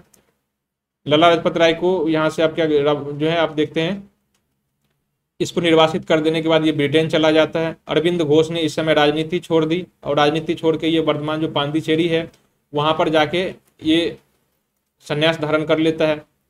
तो इस प्रकार देखते हैं कि जितने इसने आंदोलन के जो थो छिन्न-भंग करने में ये बहुत बड़ी भूमिका थी इनकी सरकार की, और ये अपने भूमिका में जो है सफल भी हुआ था। सारे जितने गर्मपंथी के जो चरम नेता थे उसको कैद कर लिया या फिर आंदोलन से दूर रखा गया। आप देखते हैं कि इसने नरमपंथियों और मुसलमानों को खुश करने के लिए मार्ले मिंटो सुधार अधिनियम लाया था। ठीक है, इसकी नीति का पूरा उद्देश्य था इसका उग्रवादियों को अलग थलग करना, और ये इसमें कामयाब भी हो गया था। दूसरा, सूरत अधिवेशन के आपसी मतभेद भी थे। ये तो उसके फूट डालो की नीति था ही, इसके आपसी मतभेद भी थे। हमने आपसी मतभेद की जो पहले चर्चा कर चुके हैं, 1907 में भी 1906 का अधिवेशन हुआ था, कलकत्ता अधिवेशन, उसी में ये उसके प्रकट होने लगे थे। इन लोगों के दोनों के मतभेद खुल के सामने आने लगे थे। हमने देखा था कि बंगाल विभाजन स्वदेशी आंदोलन के प्रचार करने के तरीके के लेकर के जो है दोनों के बीच में मतभेद होना गया था। एक गुट चाहता था कि बंगाल से भारत जो है बंगाल से बाहर आंदोलन का प्रसार हो, दूसरा गुट चाहता था केवल बंगाल में ही रहे। फिर दूसरा गुट चाहता था कि आंदोलन जो है समाज के गरीब और ग्रामीण क्षेत्रों तक पहुंचे, दूसरा चाहता था कि केवल ये जो है ये शहरों तक सीमित रहे। फिर उसके प्रचार करने के जो तरीके थे, जैसे कि केवल बहिष्कार तक सीमित रखना चाहते तो इस तरह से आप देखते हैं कि इसके आंतरिक मतभेद भी थे। वो तो चाहती ही थी, कांग्रेस चाहती ही थी। ये सब कुछ हम चर्चा कर चुके हैं, यहाँ पर दोहराना मैं उचित नहीं समझता, आप देख चुके हैं। ठीक है, स्वदेशी बहिष्कार, राष्ट्रीय शिक्षा, स्वशासन, ये सभी प्रस्ताव जो हैं 1906 के अधिवेशन में पारित किए गए थे, जब उसका अध्यक्ष ये दादा भाई नौरोजी को चुना गया था। तो इस तरह से विभाजन को तो टाल लिया गया था 1906 में, लेकिन 1907 में ये प्रकट होकर सामने आ जाता है और विभाजन हो जाता है सूरत अधिवेशन में। तो सूरत अधिवेशन देख लीजिए, कांग्रेस का जो सूरत अधिवेशन हुआ था 1907 में हुआ था, और इस अधिवेशन में चरमपंथी चाहते थे कि बाल गंगाधर तिलक अथवा लाला लाजपत राय जो है इसका अध्यक्ष बने। ठीक है, इस समय तक इनको जेल नहीं हुई थी। जेल तिलक को जो है 1908 में होता है, तो अभी तक स्वदेशी आंदोलन चल ही रहा था। इस समय इसके विभाजन के बाद जो है, जब विभाजन हो गया था, तब जाके उसको गिरफ्तार करने का एक मौका मिल गया सरकार को, और इसको गिरफ्तार करके, तिलक को गिरफ्तार करके जो है जेल में डाल दिया गया था। ठीक है, और इन लोगों को निर्वासित कर दिया गया था। जब कांग्रेस के ही जब अपने लोगों ने ही उसे ठुकरा दिया था, कांग्रेस के नरम दल वालों ने ठुकरा दिया था, तब सरकार ने इन लोगों को गिरफ्तार कर लिया था। तो अभी ये लोग ये बहस करते हैं कि 1907 में जो है चरमपंथी चाहते हैं कि कांग्रेस का अध्यक्ष जो है तिलक बने अथवा लाला लाजपत राय बने, जबकि नरमपंथी चाहते थे कि रास बिहारी बोस जो है इसका अध्यक्ष बने। ठीक है, ये तो अध्यक्ष पद के लेकर था। साथ ही ये अधिवेशन आयोजित कहां पर हो, किस शहर में हो, इसको लेकर के भी मतभेद था। पहले जो है ये नागपुर में संपन्न होने वाला था, लेकिन बाद में जो है इसे बदल के सूरत कर दिया गया था। नागपुर जो है ये बाल गंगाधर तिलक का होम टाउन जो था उसका, महाराष्ट्र, उसमें पड़ता था। तो नरमपंथी वालों को लगा कि यदि यहाँ पर नागपुर में इसका अधिवेशन होता है, तो नागपुर में अधिवेशन होगा तो ये तो बाल गंगाधर तिलक का होम टाउन हो जाएगा, और यहाँ पर उसके नरमपंथी सारे उसके दोस्त आ जाएंगे, गरमपंथी वाले, और इस तरह से कांग्रेस पर गरमपंथी का प्रभाव छा जाएगा। इसलिए यहाँ अधिवेशन न हो और अधिवेशन यहाँ से उठा के गुजरात के सूरत में कर दिया जाए। ठीक है, और सूरत में यदि होगा तो ये उसके प्रांतों से दूर है, ये इसके पहुंच से दूर है, और फिर यहाँ का कोई अध्यक्ष बना दिया जाए। परिणाम निकला कि यहाँ पर जो है सूरत अधिवेशन बुला लिया गया सूरत में, और सूरत अधिवेशन में आप देखते हैं कि यहाँ का जो अधिवेशन था रास बिहारी घोष, इसको अध्यक्ष बना दिया जाता है। और ये रास बिहारी घोष जो है ये नरम दल का नेता था। कांग्रेस का जो उस समय का नरम दल का जो लीड था, ग्रुप था, इन लोगों ने षड्यंत्र रची थी, और षड्यंत्र के आधार पर जो है इसका जो है अधिवेशन ये यहाँ पर सूरत बुला लिया जाता है, और षड्यंत्र के आधार पर ही अपना नेता को अध्यक्ष बना देता है गरम दल वाले। अब यहाँ पर खुद को जो है गरम दल वाले खुद को कांग्रेस से अलग कर लेते हैं, और इस तरह से आप कांग्रेस देखते हैं कि यहाँ पर स्पष्ट रूप से दो भागों में विभाजित हो जाती है, नरम दल और गरम दल के भागों में। ठीक है, तो इस समय तक आप देखते हैं कि 1907 ईस्वी तक जो है 1907 ईस्वी तक कांग्रेस पर नरम दल का ही प्रभुत्व रहता है। उसके बाद आप देखते हैं कि कांग्रेस के जो गरम दल वाले थे वो सभी जेल चले जाते हैं। तो 1907 के बाद भी जो आप देखते हैं कि नरम दल वाले ही कांग्रेस पर अपना प्रभुत्व जमाए रहते हैं। ठीक है, सूरत अधिवेशन के परिणाम क्या निकले? नेताओं ने सरकार की चाल को समझ नहीं पाया। उस समय सरकार जो फूट डालो और राज करो की जो नीति अपना रही थी, ये इसकी चाल को समझ नहीं पाए थे, और परिणाम निकला कि सरकार अपने मंसूबे में सफल हो गई, कांग्रेस को विभाजित करने में सफल रही, और भारत के जो समाज थे उस समय उसमें भी सांप्रदायिक रूप से फूट डालने की कोशिश की, और उसमें भी वो सफल रहे। सूरत अधिवेशन के परिणाम स्वरूप ही कांग्रेस का विभाजन हो गया, और इसी विभाजन के कारण सरकार को जो है नेताओं को दमन करने में भी आसानी हुई। परिणाम स्वरूप सभी नेताओं को अलग अलग रूप से दमन कर लिया गया। इसका एक और परिणाम हुआ कि आंदोलन लगभग अगले 15 वर्षों के लिए जो है स्थगित हो गया, क्योंकि एक बड़ा व्यापक जन आंदोलन अब सीधे 1920 ईस्वी में जो है आप देखते हैं 1905 में जो असहयोग आंदोलन हुआ था, इसके बाद आप सीधे कब देखते हैं 1920 में देखते हैं असहयोग आंदोलन। तो आंदोलन जो है सूरत अधिवेशन के कारण ही आप देखते हैं कि 15 सालों के लिए आंदोलन जो है एक रूप से स्थिर हो गया था। इसके बीच में कोई घटनाक्रम नहीं हो रही थी। ठीक है, अब सीधे जो है हम देखते हैं कि सभी नेताओं को लखनऊ समझौता होता है 1916 के आसपास, और यहाँ पर सभी नेता आपस में मिलते हैं और सभी का पुनर्मिलन हो जाता है। तो एक बार उसको देख लेते हैं कि उसका 1916 का जो लखनऊ अधिवेशन हुआ था, लखनऊ में क्या हुआ था। अब हम देखते हैं कि इसके लखनऊ समझौता जो हुआ था, ये लखनऊ समझौता कांग्रेस के नरम दल और गरम दल दोनों का पुनर्मिलन हुआ था इसमें, साथ ही मुस्लिम लीग और कांग्रेस का भी जो यहाँ पर दोनों का पुनर्मिलन हुआ था, दोनों यूनाइट हो गए थे। अब इस यूनाइट होने के पीछे कारण क्या थे, किस वजह से जो 1907 का जो सूरत अधिवेशन था, यहाँ पर जो विभाजित हो गया था, आखिर इन पिछले 8-9 सालों में ऐसा क्या हो गया कि ये लोग फिर से जो है यहाँ पर एक होने की कोशिश करने लगे। दूसरा, भारतीय मुसलमानों में ऐसा क्या हो गया कि 1906 ईस्वी में जिन्होंने खुद के धर्म के लिए, खुद की स्वतंत्रता के लिए 1906 में आप देखते हैं कि मुस्लिम लीग की स्थापना करता है। जब कांग्रेस आप देखते हैं कि स्वदेशी आंदोलन और बंगाल विभाजन के लिए लड़ाई लड़ रहा होता है, तब वो 1906 में मुस्लिम लीग की स्थापना करता है। और ऐसा क्या हो गया कि 1916 के आसपास आके दोनों एक दूसरे से हाथ मिलाने लग गए थे। ठीक है, तो हम इस क्रम, इसके बीच के जो घटनाक्रम देखते हैं, हम उसको देखने की कोशिश करते हैं कि ऐसा क्या हो गया था कि दोनों का मिलन हुआ था। पहला कारण था कि एनी बेसेंट और तिलक के प्रयास। इस समय एनी बेसेंट अपने जो उसका मूल देश था वो आयरलैंड से भारत आई ही थी, और वो नहीं चाहती थी, ये भारत के ये विदेशी महिला थी, लेकिन भारत के भारतीयों के प्रति हमदर्दी रखती थी। ये चाहती थी कि भारतीय आज़ाद हो, और इसके लिए काम करने की कोशिश की थी बहुत सारा। तो एनी बेसेंट ने बहुत सारे, आपने देखते हैं कि यहाँ पर होम रूल लीग की शुरुआत करती है, ये होम रूल लीग, और उसके माध्यम से अपना विचारों को फैलाने की कोशिश करता है। इसी तरह जो है तिलक भी देखते हैं कि बाल गंगाधर तिलक अपने 6 सालों की कैद से सजा पा करके 1915 में वापस लौटता है, और लौटने के बाद फिर से भारत को जो आंदोलन जो स्थिर पड़ चुका था उसको एक करने की कोशिश करने लगता है। और उसी की कोशिश के परिणाम स्वरूप आप देखते हैं कि 1916 ईस्वी में ये सभी कांग्रेस को एक मंच पर लाके खड़ा करता है। तो कांग्रेस को गरम और नरम दल को जो एक करने की कोशिश की, उन सबसे बड़ा कारण था इन दोनों में कि इन्हीं दोनों की वजह से कांग्रेस की दो धाराएं जो थी, कांग्रेस की दो विपरीत धाराएं जो थी, एक हो पाई थी। इसके सबसे बड़ा कारण एनी बेसेंट और तिलक ही था। नेतृत्व परिवर्तन का प्रभाव भी था।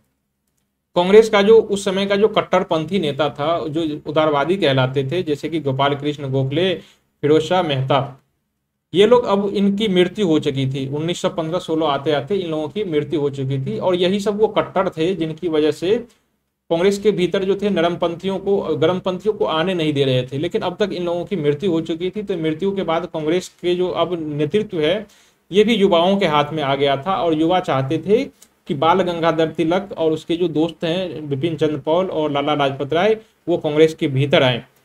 तो अब यहाँ पर माहौल तैयार हो गया था इनको वेलकम करने के लिए भी। एक तो तिलक खुद जाना चाहते थे, दूसरा इसका कांग्रेस के भीतर से भी इन्हें वेलकम करने की माहौल तैयार हो चुका था।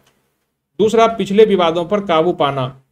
अब पिछले जो है 6-7 सालों में इन लोगों ने अपनी गलतियों से सीखा, इन्होंने रिव्यू कर लिया, और जनता की उस समय की जो सरकार की महत्वाकांक्षा थी, जो उस समय अपने मंसूबे में सफल हो पाई थी, उनकी जो वास्तविक चरित्र है ये इनको जान पाया था। और इसी क्रम में जब जान पाया था तो फिर इन लोगों ने अब एक होने की कोशिश की थी। राजनीतिक निष्क्रियता की मान्यता। अब इसका क्या मतलब है? इसकी मान्यता यह है कि अब ये दोनों गुट, गरम दल के साथ साथ नरम दल, दोनों ये मान चुके थे कि नरम दल को ये लगा कि गरम दल के दाने से हमारी जो है इज्जत अब कम हो गई है। यदि गरम दल हमारे गुट में रहता, यदि बाल गंगाधर तिलक और लाला लाजपत राय वगैरह यदि हमारे गुट में रहते, तो हमारी इज्जत कुछ और रहती और हम कुछ और हासिल कर सकते थे राष्ट्रीय आंदोलन के रूप में। इसी तरह जो गरमपंथी वगैरह थे, इन लोगों ने भी कुछ नीति, इन लोगों ने भी अपने जो है रिव्यू किया अपने चरित्र को लेकर के। इन्हें भी लगा कि हमें ऐसा कदम नहीं उठाना चाहिए था, छोटी छोटी बातों को लेकर ऐसी फूट नहीं डालनी चाहिए थी, क्योंकि दोनों के डिसीजन के कारण ही जो आंदोलन जो है अगले 7-8 सालों के लिए स्थगित हो गया था। तो आप देखते हैं कि यहाँ पर दोनों अपने आप जो है राष्ट्रीय जो निष्क्रियता थी, राजनीतिक निष्क्रियता, इनको मान्यता मिली, दोनों ने स्वीकार किया, दोनों को एहसास हुआ कि हम लोगों ने गलती की है। ठीक है, अब ये आपने देखा था कि कांग्रेस के जो थे नरम दल और गरम दल के मिलन के कारण क्या थे। अब हम लोग देखते हैं कि कांग्रेस और मुस्लिम लीग के एक होने के क्या कारण थे। क्योंकि 1916 के जो लखनऊ अधिवेशन हुआ था, इसमें मुस्लिम लीग भी जो है कांग्रेस के साथ आके हाथ मिलाई थी। तो आखिर मुस्लिम लीग में ऐसा क्या हो गया था कि ये जो है यहाँ पर हाथ मिलाने को आई कांग्रेस के साथ? पहला कारण देखते हैं कि मुस्लिम को सरकार से निराशा हाथ लगी थी। ऐसा इसलिए हुआ था कि आप देखते हैं कि 1914 ईस्वी में प्रथम विश्व युद्ध शुरू हो जाता है। प्रथम विश्व युद्ध जो है ये शुरू हो जाता है, ठीक है। प्रथम विश्व युद्ध में इटली और बाल्कन में तुर्की के साथ संघर्ष में जो है ब्रिटेन द्वारा समर्थन न दिए जाने से मुसलमान निराश थे। भारत के मुसलमान चाहते थे कि ब्रिटेन जो है तुर्की के साथ जो लड़ाई हो रही है उस तुर्की के साथ जो है यहाँ पर संघर्ष में साथ दे। ऐसा इसलिए क्योंकि तुर्की का जो नेतृत्व है उस समय खलीफा कर रहा था और खलीफा मुस्लिमों का धार्मिक नेता हुआ करता था। तो भारत के मुसलमान चाहते थे कि ब्रिटेन जो है तुर्की की तरफ से लड़े और तुर्की को मदद करे, क्योंकि वो हमारा धार्मिक नेता है, ठीक है। और ऐसा नहीं करने पर भारतीय मुसलमान उस समय नाराज हो गए। बंगाल विभाजन को रद्द कर दिया गया। जिस बंगाल विभाजन की घोषणा की गई थी 1905 ईस्वी में, और उसको बताया गया था कि बंगाल विभाजन हम इसलिए कर रहे हैं कि यहाँ पर पूर्वी बंगाल में जो है तुम लोग बहुसंख्यक हो, तो वहाँ पर तुम लोग राज करना। यहाँ पर यदि पूरे बंगाल मिला हुआ है तो तुम लोग अल्पसंख्यक में हो और तुम्हारे हितों की अनदेखी की जा रही है। अगर ये बंगाल विभाजन हो जाता है तो तुम लोग पूर्वी बंगाल में रहना और वहाँ पर अपने हितों की रक्षा खुद करना। लेकिन जिस आधार पर उसको बंगाल विभाजन करके दिया गया था, वही बंगाल विभाजन आप देखते हैं कि 1911 में बंगाल विभाजन को रद्द कर दिया जाता है। तो मुसलमान एक बार फिर से नाराज हो जाते हैं, ठीक है। दूसरा, मुसलमानों ने अलीगढ़ में एक विश्वविद्यालय स्थापित करने का प्रस्ताव दिया था सरकार को, लेकिन सरकार ने जो है इस प्रस्ताव पर ध्यान नहीं दिया। ध्यान न देने के कारण मुसलमान फिर से नाराज हो गए। तो यही सब कारण थे जिसके कारण मुस्लिमों का एक बहुत बड़ा गुट जो है अंग्रेजों के अब वास्तविक चरित्र को जान पाया। अब उन्हें लगा कि भारत मुसलमानों के प्रति उनकी कोई हमदर्दी नहीं है, वो नहीं चाहते कि मुसलमान आगे बढ़े, ठीक है। अब इनसे जो है मुस्लिमों को निराशा मिल गई। अब उसके मुस्लिम लीग का देखिए क्या होता है। मुस्लिम लीग में भी जो थी, अब उसका नेतृत्व युवाओं के हाथ में आ गया था। मुस्लिम लीग के जो संस्थापक थे, जो 1906 ईस्वी में जो थे, और उस समय के जो कट्टरपंथी नेता थे जिसने मुस्लिम लीग की स्थापना की थी, अब 1916 आते आते अगले 10 वर्षों में उनकी मृत्यु हो जाती है उन सभी की। अब मुस्लिम लीग में भी जो उसका जो नेतृत्व है उस समय के युवा लोगों के हाथ में आ जाता है। सबसे युवा इस समय के थे मोहम्मद अली जिन्ना। जिन्ना इस समय कांग्रेस का नेतृत्व करता है और ये बहुत ही शिक्षित हैं, वकील है। तो इस समय इनको लगा, जिन्ना ने, अब देखिए जिन्ना प्रयास करता है कि कांग्रेस और मुस्लिम लीग एक हो जाए। तो आप देखते हैं कि कांग्रेस का यदि नरम दल और गरम दल एक होता है तो उन दोनों को एक करने में सबसे बड़ी भूमिका किसकी थी? तो उन दोनों को एक करने में बाल गंगाधर तिलक और एनी बेसेंट की भूमिका थी। और वहीं मुस्लिम लीग और कांग्रेस को एक करने में जो सबसे बड़ी भूमिका थी वो यहाँ पर जिन्ना को देखते हैं। तो ये सब आपको PYQ है, पूछे गए प्रश्न है, आप इसे याद रखिएगा। स्वशासन का साझा उद्देश्य। एक और बात थी, मुस्लिम लीग ने 1912 में अपना अधिवेशन कलकत्ता में आयोजित किया था और इसमें जो है अपनी एक स्वशासन, इसने भी स्वशासन की मांग रखी थी। इसने भी अपना स्वदेश स्वशासन संबंधी जो है प्रस्ताव पारित किया था। अब देखिए स्वशासन की मांग को लेकर के है दोनों का उद्देश्य जो है, दोनों का उद्देश्य एक हो जाता है। कांग्रेस 1905 में ही 1906 में ही स्वशासन का प्रस्ताव पारित कर चुकी थी और इधर लीग भी जो है 1912 ईस्वी में 6 साल लेट ही सही लेकिन स्वशासन का प्रस्ताव पारित करता है, ठीक है। अब जब दोनों का मकसद एक है तो मकसद एक है तो फिर तरीके भी एक होना चाहिए, इसके लिए दोनों को एक होना होगा, इसलिए दोनों एक हो गए। नेताओं का दमन। जब प्रथम विश्व युद्ध चल रहा था उस दौरान जितने भी अली बंधु थे, शौकत अली, मौलाना अली, इन दोनों मौलाना आजाद और हसरत मोहानी जैसे जो नेता थे इनको नजरबंद कर दिया गया था। मौलाना आजाद के जो अल हिलाल और मोहम्मद अली के जो थे साथी, इनको दमन करने से उस समय के युवा नाराज हो गए थे, ठीक है। तो इन सभी कारणों से भारतीय मुसलमानों को लगा कि अब हमें जो है कांग्रेस के साथ या फिर राष्ट्रवादी की जो मुख्य धारा है उनके साथ मिल जाने में ही भलाई है। और इन सभी कारणों से ही जो है वो कांग्रेस के साथ एक मंच पर आता है और आखिर एक मंच पर आके 1916 में जो है ये अपना अधिवेशन लखनऊ में आयोजित करता है। इस अधिवेशन की जो अध्यक्षता है अंबिकाचरण मजुमदार जो है AC मजुमदार करता है। आप इसे बहुत ही बढ़िया से याद रखिएगा, ये बहुत ही इंपॉर्टेंट अधिवेशन है। ये कांग्रेस का जो है लखनऊ का 31वां अधिवेशन था, और इस अधिवेशन में जो आप देखते हैं कि मुस्लिम लीग के साथ साथ गरम दल का भी कांग्रेस में विलय हो जाता है। इस समझौते के प्रावधान क्या थे, ये समझौते किन शर्तों पर हुआ था, आप जरा देख लीजिए। लखनऊ समझौतों के माध्यम से जो पृथक निर्वाचन प्रणाली थी मुसलमानों के लिए, जो पार्लियामेंट्री सुधार अधिनियम में दी गई थी, उसको स्वीकार कर लिया गया, इसको स्वीकार कर लिया गया था। और इन दोनों ने मिलकर जो है संयुक्त संवैधानिक मांग प्रस्तुत की थी, और उसका मांग था स्वशासन। आप कांग्रेस को भी देखते हैं कि 1906 में तो पारित करता ही, और 1916 में फिर से जो है एक होम रूल लीग के माध्यम से देखते हैं, होम रूल लीग का गठन करता है, और लीग के माध्यम से जो है ये स्वशासन की फिर से मांग को दोहराने लगता है। 1916 में ही ये गठित होता है, 1916-17 से चलता है। तो ये इन दोनों के सम्मिलित परिणाम के स्वरूप ही हुआ था, और दोनों के सम्मिलित परिणाम के कारण होम रूल लीग आंदोलन चलाया गया था। मुसलमानों के लिए सीटों का आवंटन, राष्ट्रीय और प्रांतीय दोनों विधानसभा में जो है सीटों को एक निश्चित अनुपात में, यानी कि यहाँ पर सीटों का आरक्षण कर दिया गया था। तो ये सभी शर्तें मुसलमानों की तरफ से लागू किए गए थे, जिसे भारत के जो राष्ट्रवादी थे इसमें स्वीकार कर लिया गया था। लखनऊ समझौता आप देखते हैं कि 1907 के जो सूरत अधिवेशन था उसके सीधा उल्टा हुआ था। कांग्रेस उस समय जो सरकार, ब्रिटिश सरकार सोच रही थी, और अपने फूट डालो और शासन करो की नीति के तहत उसने क्या किया था कि उसको अलग अलग कर दिया था, दोनों को, कांग्रेस को और मुस्लिम लीग को। साथ ही आपने देखा था कि उस समय जो नरम दल और गरम दल थे उनको अलग कर दिया था, तो उनको लग रहा था कि हम सफल हो गए हैं।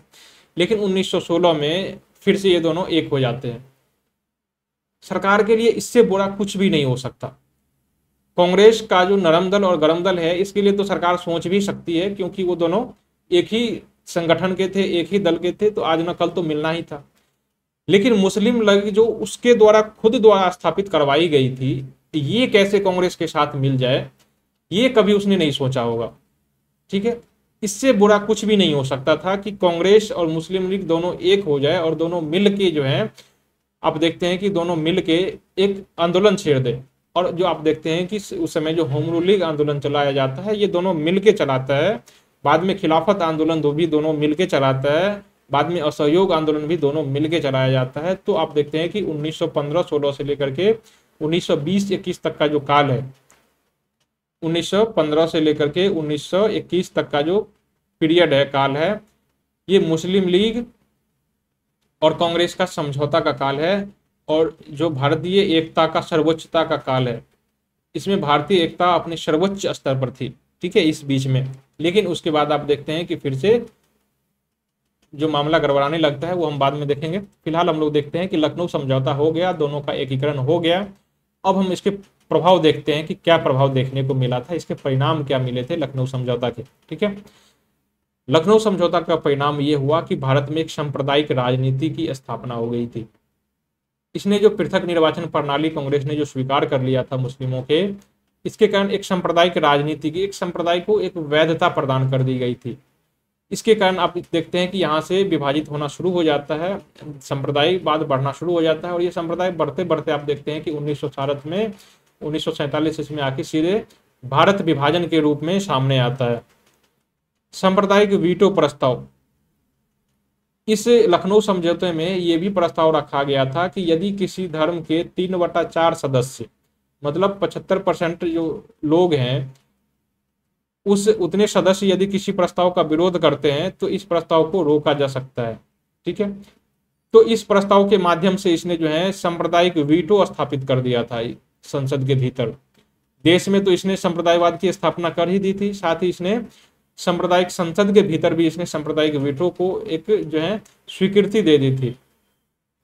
कांग्रेस और मुस्लिम लीग की प्रमुखता, इस लखनऊ समझौते के बाद जो है ये दोनों पार्टी जो है एक बड़ी पार्टी के रूप में उभरी। अब इन दोनों, भारतीय जनता के मन में बैठ गया कि कांग्रेस जो है हिंदुओं का प्रतिनिधित्व करने वाली सबसे बड़ी पार्टी है देश की, और वैसे ही मुसलमानों को लगने लगा कि मुस्लिम लीग जो है भारत की सबसे बड़ी मुसलमानियों की पार्टी है। तो इस तरह से इन दोनों पार्टी को जो है एक इम्पोर्टेंस, एक महत्व जो है यहाँ से प्राप्त होना शुरू हो जाता है, क्योंकि इन्हीं दोनों ने मिलकर जो है भारतीय के मुसलमानों को एकजुट किया था। ठीक है, भारत सरकार अधिनियम 1919 का प्रभाव, लखनऊ समझौता में नरम दल, गरम दल और कांग्रेस के साथ लीग का विलय हुआ, और दोनों ने मिलकर जो है आप देखते हैं कि होम रूलिंग आंदोलन चलाता है और होम रूलिंग आंदोलन के परिणाम स्वरूप सरकार के समक्ष कुछ मांगे रखता है और सरकार जो है अब नरम होती है। और इसी नरम होने के कारण आप देखते हैं कि द्वैध शासन की जो स्थापना होती है 1919 ईस्वी में, ये जो उदारवादी जो आप देखते हैं कि भारत के शासन को अच्छा बनाने वाला शासन कहा गया था इस अधिनियम को।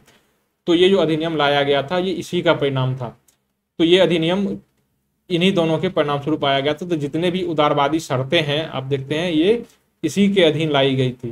तो दोस्तों इसलिए मैं आपको कह रहा हूँ कि किसी चीज़ को कहानी की तरह याद करिएगा ना तो आपको चीज़ें ज़्यादा दिन तक याद रहेगी। यदि आप सीधे 1919 ईस्वी के अधिनियम में क्या क्या प्रावधान किए गए थे, यदि आप केवल ये पढ़ते ना तो आपको ज़्यादा दिनों तक याद नहीं रहती। लेकिन अब जब आपने यहाँ पर देख रहे हो कि मुस्लिम लीग का कांग्रेस का समझौता हो गया है और कांग्रेस की उस समय जो सरकार है ब्रिटिश सरकार, ये एकदम निचले पायदान पर आ गई है। मतलब यहाँ पर भारत की जनता बहुत सशक्त हो गई है और सरकार नीचे गिर गई है, सरकार कमजोर हो गई है। तो सरकार जब कमजोर होगी तो भारत क्या करेगी, ज़्यादा से ज़्यादा सहूलियत देने की कोशिश करेगी।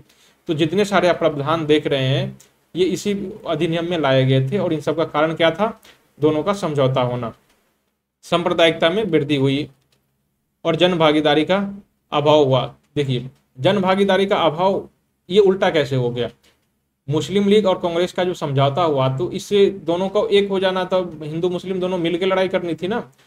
ये अभाव कैसे हो गया, तो अभाव इसलिए हो गया था कि 1906 में जो दोनों के बीच में फूट डाला था, मुसलमानों को जो अलग करने की उसने जो फूट डालो की नीति अपनाई थी, संप्रदाय के आधार पर जो उसने बांटने की कोशिश की थी 1909 के अधिनियम के तहत, वो जनता के आधार पर समा गई थी, जनता के दिलो दिमाग में समा गई थी। 1916 का जो अधिवेशन हुआ था ये दो पार्टियों के बीच में हुआ था, ये जनता के बीच में नहीं हुई थी। किसी ने जनता को, गांव के जनता ग्रामवासी को जाके जब 1909 का पार्लियामेंट सुधार अधिनियम लाया गया था, जब फूट डालने की बात आई थी तब तो गांव की जनता के बीच में बता दिया गया था 1906 के जो सभी ने जो स्वदेशी आंदोलन था उस समय तो बताया गया था कि किसी मुसलमान को उसमें भाग नहीं लेना है। लेकिन जब लखनऊ समझौता हुआ तब इसमें किसी को, मुसलमान को, जो गांव के जो मुसलमान थे, खासकर जो देश के जो निम्न वर्ग के थे शहरों के, इनको किसी ने जाके नहीं बताया था कि भाई अब जो है स्वदेशी आंदोलन में भाग लेना है, हम दोनों का समझौता हो चुका है। अब वो लोग अब तक भी अनभिज्ञ थे। तो कुल मिला के आप ये कहते हैं कि ये आंदोलन जो है केवल दो पार्टियों के बीच में था, जनता के बीच में समझौता नहीं हुआ था। इसलिए कुल मिला के जो सांप्रदायिक जो है ये जड़ जाके बैठ गई थी, गहरी पैठ बना ली थी समाज के बीच में जाकर के। और इसका प्रभाव आप देखते हैं कि जल्दी ही ये जो इसका जो एकता का काल था ये बहुत दिनों तक चला नहीं, अगले 5 सालों में जाके फिर से जो है आप देखते हैं विघटन होना शुरू हो जाता है। क्योंकि 1916 में ये एक होता है और अगले 5 सालों में 1921 आते आते आप देखते हैं कि फिर से विभाजन शुरू हो जाता है इसका। तो दोस्तों आज के सेशन में हम लोगों ने एक एक करके देखा था कि स्वदेशी आंदोलन के जो है आपने देखा था, उसके कारण देखा था, कारण के बाद उसका प्रसार देखा था, और स्वदेशी आंदोलन के जो विरोध के तरीके थे हमने उसको देखा था। स्वदेशी आंदोलन के प्रभाव क्या क्या हुए ये भी देखा था, स्वदेशी प्रभाव, इसके महत्व क्या हुए स्वदेशी आंदोलन को, हमने ये भी देखा था। और हमने उसके बाद देखा था कि स्वदेशी आंदोलन के बाद इसी के प्रभाव स्वरूप जो है सूरत अधिवेशन होता है, और सूरत अधिवेशन के बाद जो है आप देखते हैं कि नरम दल का और कांग्रेस दल का जो है विभाजन हो जाता है दोनों का। उसके बाद आपने देखा था कि यहाँ पर लखनऊ अधिवेशन होता है। लखनऊ अधिवेशन में आपने देखा कि दोनों के जो अधिवेशन, इसके कारण क्या थे समझौता होने के। ये समझौता पहले हमने कांग्रेस के लेवल पर देखा था कि कांग्रेस के जो दो गुट थे ये दोनों मिले कैसे, क्या कारण थे मिलने के। फिर हमने देखा पार्टी स्तर पर जो उस समय की लीग और कांग्रेस थे, इसके पार्टी के क्या कारण थे जिसके कारण ये दोनों मिले थे। इसके बाद हमने इसके प्रभाव भी देखा लखनऊ अधिवेशन का, कि इस अधिवेशन के प्रभाव क्या मिले। तो आज के सेशन में हम लोगों ने इतने सारे टॉपिक का अध्ययन किया और कुल मिला के हमने 1900 ईस्वी से लेकर के 1916 ईस्वी तक का जो शासनकाल था, हम इस काल में कौन कौन सी घटनाएं हुई थी राष्ट्रवादी आंदोलन के, हम इसको पूरा किया था। दोस्तों हम अब धीरे धीरे बढ़ेंगे, हम एक ही दिन में स्वदेशी आंदोलन, सविनय अवज्ञा आंदोलन या असहयोग आंदोलन कंप्लीट नहीं कर सकते, क्योंकि इसके बहुत सारे डायमेंशन हैं। आपसे पूछ लिया जा सकता है, इसमें कोई भी चीज़ें छोड़ने वाली नहीं थी। बताओ यदि मैं स्वदेशी आंदोलन को एक नज़र में करा देता और आपसे पूछा जाता कि स्वदेशी आंदोलन के निम्न में से कौन से कारण नहीं है, तो आप क्या जवाब देते। यदि आपसे पूछ देता कि स्वदेशी आंदोलन का प्रसार जो है इसमें समाज के किन किन वर्गों ने भाग नहीं लिया था या किन किन वर्गों ने भाग लिया था, यदि आपने पढ़े होंगे तभी जवाब देंगे, नहीं दिया है तो फिर कैसे जान पाएंगे। इसके तरीके में आप यदि आपसे कोई गलत कथन दे दिया जाए और आपसे कहा जाए कि इसके आंदोलन के ये तरीके थे, जैसे भारत छोड़ो आंदोलन का कोई तरीका दे देगा इसमें, तो इस प्रकार के यदि तरीके दे दे तो आप कैसे उसको डिफाइन कर पाएंगे, इसके प्रभाव क्या क्या हुए, यदि आप इसको पहले से नहीं पढ़े होंगे तो फिर इसके कैसे जवाब दे पाएंगे। इसलिए इसके सभी आयामों को बताना जरूरी था और मुझे लगा कि बिना इसके जाने आप जो है इस सेशन को कंप्लीट नहीं कर सकते। आपके लिए ये प्री से लेकर के मेंस तक नोट्स बनाने में काम आएंगे और सभी एग्जामों में काम आएंगे। इसलिए मैंने फैक्ट के साथ साथ जो है जो उस समय के कॉन्सेप्ट हैं वो भी जो है करवा दिया है। आप इसके माध्यम से प्री से लेकर के मेंस तक सभी एग्जामों में, वनडे से लेकर के जितने भी सारे एग्जाम हैं देश के, आप सभी एग्जाम दे सकते हैं। लखनऊ अधिवेशन के हमने देखा था कि कारण कांग्रेस के लेवल पर, उसके पार्टी के लेवल पर भी कारण देखा था, उसके प्रभाव क्या हुए थे। तो हमने एक एक करके सभी आयामों को देखा और सभी आयामों के साथ हमने 1916 से लेकर के 1916 ईस्वी तक के जो घटनाक्रम थी हमने उसके अध्ययन किया था। अगले सेशन में हम फिर से होम रूल लीग आंदोलन से शुरू करेंगे, उसके बाद खिलाफत आंदोलन और सहयोग आंदोलन, और फिर देखेंगे कि हम कहाँ तक जा पाते हैं। कम से कम कोशिश करूंगा कि असहयोग आंदोलन के वापस लेने तक के जो है चौरा चौरी कांड तक हम वहां तक करवा दूं, और अगला सेशन में जो है जो 1900 सविनय अवज्ञा आंदोलन और भारत छोड़ो आंदोलन का जो है वो करवा दूं। तो कुल मिला के हम अगले सेशन में फिर से देखेंगे कि 1916 के बाद की जो घटनाक्रम है होम रूल लीग आंदोलन यानी स्वदेशी आंदोलन, उसके बाद की कल के सेशन में देखेंगे। फिलहाल अब तक जो है आज तक के लिए धन्यवाद दोस्तों, मिलते हैं फिर से अगले सेशन के में। जय हिंद दोस्तों।